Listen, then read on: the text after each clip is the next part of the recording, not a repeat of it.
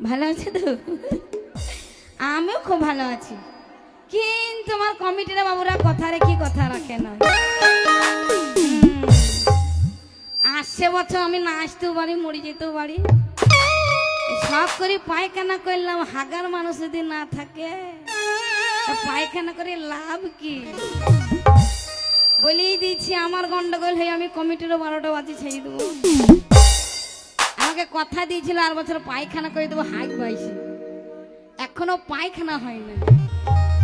সারাদিন গেল, রাতও চলে গেল, হাগা হয় নাই। যে বাড়িতে হাইট যাবো সে বাড়িও দেখাও নাই। শ্বশুর মশাই বুঝতে পারছেন, আপনার বাপের ট্যাং আমি আগে কাটব। তো যাক, অনেক কিছু গান শুনলাম, ছোট্ট করে একটা গীত বেঁধেছি স্বাধীনগরের জন্য, শুধু পায়খানার জন্য। লাস্টে শোনাবো ছোট্ট করে, বেশি গাইবো না, কেন ক্যাসেটে শুনতে পাবো এইসব গানগুলো।